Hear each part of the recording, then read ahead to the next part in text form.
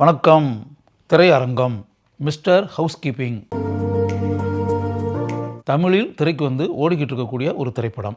இந்த படத்தினுடைய இயக்குனர் அருண் ரவிச்சந்திரன். இது ஒரு காதல் கதை, லவ் சப்ஜெக்ட். ஒரு ரொமான்டிக் சப்ஜெக்டை சிறிது கூட போர் அடிக்காத அளவுக்கு எப்படி இயக்க வேண்டும் அப்படின்றத மனசுக்குள்ளே வச்சுக்கிட்டு தன்னுடைய பங்கை இந்த இயக்குனர் அருமையாக செய்திருக்கிறார் அப்படின்றதான் உண்மை. இதை காதல் கதை அப்படின்றது நான் சொன்னேன் இல்லையா, இது வந்து ஆரம்பத்தில் ஒரு கல்லூரி காதல் கதையாக ஓப்பன் ஆகுது. அங்கே படிச்சுக்கிட்டு இருக்கக்கூடிய ஒரு இளைஞன் ஆனஸ்ட் ராஜ் அப்படின்றது, ஹரிபாஸ்கர் அப்படின்னு ஒரு நடிகர் இருக்கார்ல, இளம் நடிகர், அவர் தான் அந்த கதாபாத்திரத்தை நடிச்சிருக்காரு. ஹரிபாஸ்கர் ஏற்று நடித்த கதாபாத்திரத்தினுடைய பேர் வந்து ஆனஸ்ட் ராஜ். அதே கல்லூரியில் படிக்கக்கூடிய ஒரு கல்லூரி மாணவி இசை, லாஸ்லியா அப்படின்னு சொல்லிட்டு பிக் பாஸ்ல எல்லாம் வந்தாங்களே, அந்த லாஸ்லியா தான் அவங்க நடிச்சிருக்காங்க. இப்போ இந்த இளைஞனுக்கு அந்த இளம்பெண் மீது காதல், தன்னுடைய காதலை வந்து ஒரு நாள் எக்ஸ்ப்ரெஸ் பண்ணுறாரு. அந்த காதலை அந்த இளம்பெண் ஏற்றுக்கிறதாக இல்லை, ரெஃப்யூஸ்ட். லாஸ்ட்லியா ரெஃப்யூஸ் பண்ணியாச்சு, மறுத்தாச்சுன்னா தனிப்பட்ட முறையில் மாணவர்கள் மாணவிகளுக்கு மத்தியில் அப்படியே அவமானப்படக்கூடிய விதத்தில் அப்படின்ற மாதிரி.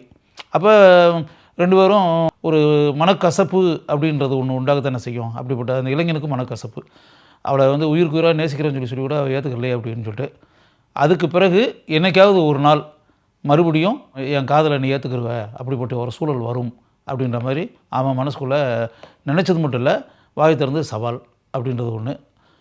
கல்லூரி வாழ்க்கை முடிஞ்சிருச்சு, பிரிஞ்சு வந்தாச்சு. ஒவ்வொருத்தரும் அவங்கவுங்களுடைய வாழ்க்கை பாதையில் பயணித்து அப்படின்னு வருதுல, வருடங்கள் பல கடந்து ஓடுகின்றன. அந்த கடந்து ஓடின பிறகு ஆனஸ்ட் ராஜ் கதாபாத்திரத்தில் வரக்கூடிய ஹரிபாஸ்கர் வேலையை தேடி அலைஞ்சி அப்படின்னு வரும்போது, ஒரு ஏன்னா எந்த வேலை தேடியும் கிடைக்கல அப்படின்னு வரும்போது என்னென்னா, ஹவுஸ் கீப்பிங் வேலை இருக்கு இல்லையா, ஹவுஸ் கீப்பிங் வேலைக்கு முயற்சி செய்து அப்படின்னு சொல்லிட்டு ஒரு முகவரியை தேடி போனால், அந்த ஹவுஸ் ஓனர் லாஸ்ட்லியா இசை, அவங்களுக்கு தான் ஹவுஸ் கீப்பிங்க்கு ஆள் வேணும் அப்படின்னு சொல்லிட்டு, அப்போ தன்னுடன் படித்த கல்லூரி மாணவராக ஒரு காலத்தில் தன்னை காதலிப்பதாக கூறிய ஒரு இளைஞனே வந்து ஹவுஸ் கீப்பிங் வேலைக்கு வந்து வீட்டு வாசலில் வந்து நின்று அப்படின்னா, அப்போ அந்த இளைஞனுடைய மனசு எப்படி இருக்கும் யோசிச்சு பாருங்கள். ஆனால் அந்த இளைஞன் அது பெருசாக நினச்சிக்கிறல, சரின்னு சொல்லிட்டு அந்த வேலையை ஏற்றுக்கிறார். ஏன்னா வேறு வேலை எதுவும் கிடைக்கல அப்படின்போது அந்த வேலையை ஏற்றுக்கிறதுக்கும் தயார் தான், அவளும் அந்த வேலையை வந்து கொடுக்குறதுக்கு தயார். இப்போ அந்த ஹவுஸ் கீப்பிங் வேலையை மிக அருமையாக அந்த வீட்டில் செய்கிறார் ஆனஸ்ட் ராஜ். அதுக்கு பிறகு ஒரு ஸ்டேஜில் வந்து தன்னுடன் படித்த கல்லூரி மாணவர்கள் மாணவிகள் எல்லாரையும் வச்சு ஒரு செலிப்ரேஷன் அப்படி இப்படின்ற மாதிரி வந்து ஒரு அசம்பிளிங் அப்படின்னு வருது இல்லையா, மாணவர்கள் மாணவிகள் மறுபடி ஒன்று சேர்ந்து செலிப்ரேட் செய்வது அப்படின்னு வரும்போது, இங்கே தன் வீட்டில் ஹவுஸ் கீப்பராக பணியாற்றக்கூடிய ஹரிஷ் பாஸ்கர் வந்து எல்லாருக்கும், ஏன்னா எல்லாருக்கும் ஹரிஷ் பாஸ்கர் வந்து ஹவுஸ் கீப்பிங் வேலையை தான் பார்க்குறோம் அப்படின்ற மாதிரி சொல்லாமல், இவருக்கு அப்படி இவங்க கொஞ்சம் ட்ரெஸ்ஸு, புது ட்ரெஸ்ஸு இதெல்லாம் எடுத்து கொடுத்து அப்படி இப்படின்னு வரும்போது, ஒரு முக்கியமான ஏதோ ஒரு இதில் இருக்கார், வேலையில் இருக்காருன்ற மாதிரி ஒரு இமேஜை வந்து க்ரியேட் பண்ணி அப்படின்னு வரும்போது, அந்த இடத்துல எல்லோரும் முன்னாடியும் என் வீட்டில் வந்து ஹவுஸ் கீப்பிங் வேலையை பார்த்துக்கிட்டு இருக்கிறது இவன் தான் அப்படின்ற மாதிரி சொல்லி, அதில் வந்து அவமானத்தின் சின்னமாக ஹரிஷ் பாஸ்கர் ஆனஸ்ட் ராஜ் ஆகி, அதையும் கூட பெருசாக எடுத்துக்கிறாம அப்படியே அதை வந்து அதை அவ்வளோ கவலை இருந்தால் கூட அதை வெளியே காமிச்சிக்கிறாம அப்படின்னு வரும்போது, அதுக்கப்புறம் இந்த சக மாணவர்கள் மாணவிகள் ஆக்சுவலாக இவனுடைய அந்த நல்ல குணம் இருக்குல்ல, அதை உணர்ந்து பாராட்டி அவளை வந்து இன்னும் சொல்லப்போனால் திட்டி கண்டிப்பாங்க, அப்படி நீ எப்படி நடக்கலாம் அப்படின்ற மாதிரி. இந்த மிடில் ஆஃப் த ஃபிலிமில் வந்து ஒரு ஸ்டேஜில் என்னென்னா, இவனுடைய இந்த இது நிகழ்ச்சிக்கு பிறகு தான் இவன் அருமை பெருமை தெரிஞ்சு அப்படி இப்படின்னு வரும்போது, நீ எப்படி நான் விரட்டி இப்படிலாம் பின்னாடி வந்துக்கிட்டு இருந்தேன், நான் வந்து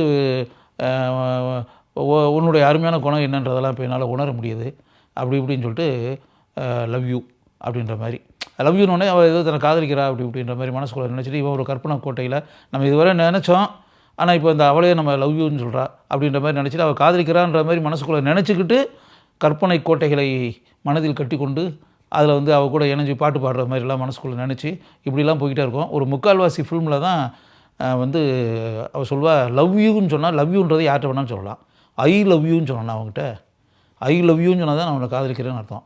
லவ் யூ அப்படின்னா வந்து அது காதலிக்கிறேன்ற அர்த்தமே கிடையாது தெரியுமா உனக்கு அப்படின்ற மாதிரி சொன்னோன்னே அவன் அதிர்ச்சி அடைஞ்சிருவான்.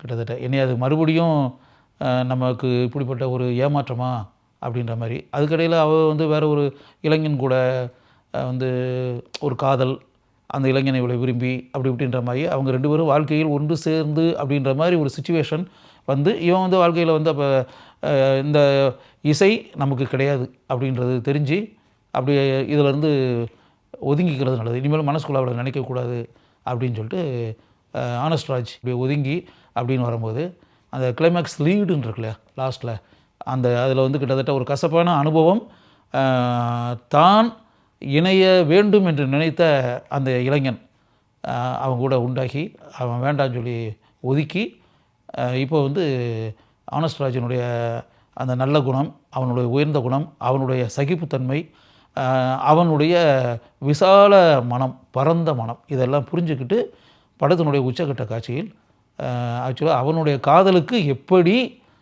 இசை கதாபாத்திரத்தில் வரக்கூடிய லாஸ்லியா சம்மதிக்கிறார், இருவரும் எப்படி வாழ்க்கையில் இணைகிறார்கள் படத்தினுடைய கிளைமேக்ஸில் அப்படின்றதான்.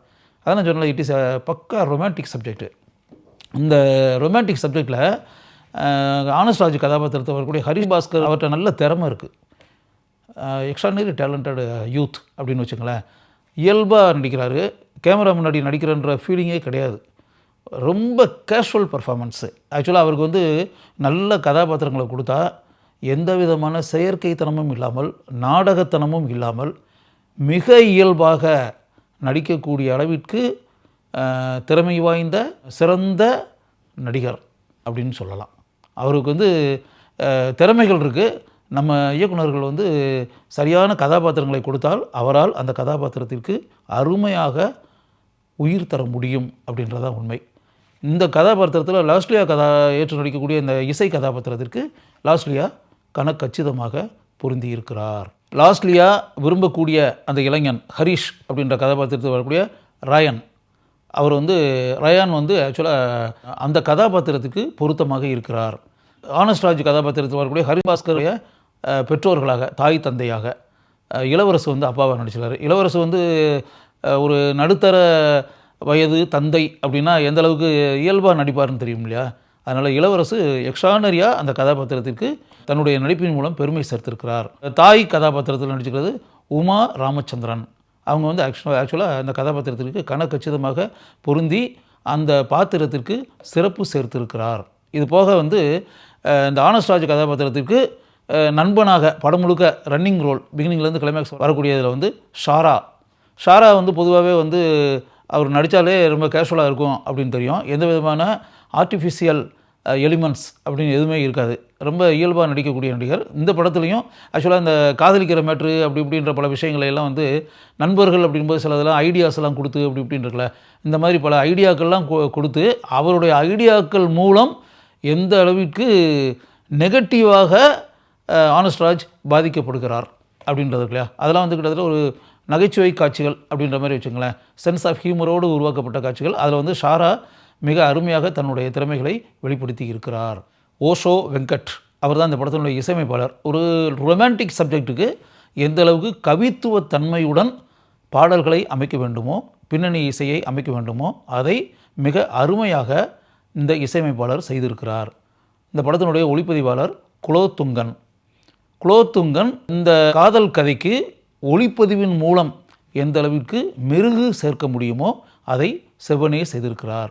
மொத்தத்தில் அருண் ரவிச்சந்திரன் இயக்கி இருக்கக்கூடிய மிஸ்டர் ஹவுஸ் கீப்பிங் இந்த படத்தை ஆரம்ப காட்சியிலிருந்து கிளைமேக்ஸ் வர பொதுவாக இன்றைக்கி இருக்கக்கூடிய இளம் தலைமுறை என்ற யங் ஜெனரேஷன் விரும்பக்கூடிய அளவிற்கு காதல் காட்சிகள், சம்பவங்கள், நிகழ்வுகள் இதெல்லாம் வந்து இயல்பாக பொதுவாக ஒரு ரொமான்டிக் சப்ஜெக்டில் எப்படி இருக்கணுமோ அதை வந்து மனசுக்குள்ளே வச்சுக்கிட்டு காட்சிகளை ரசிக்கக்கூடிய விதத்தில் படம் முழுக்க இருக்கும்படி பார்த்து கொண்டிருக்கிறார். அதனால் படம் பார்க்கும்போதே நமக்கு வந்து கொஞ்சம் கூட போர் அடிக்கிறது மாதிரி இல்லை.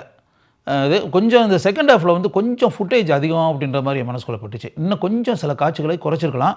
ஒரு 10லேருந்து 15 நிமிஷம் குறைச்சிருக்கலாம். குறைக்கிற அளவுக்கு அதில் காட்சிகள் இருக்குது.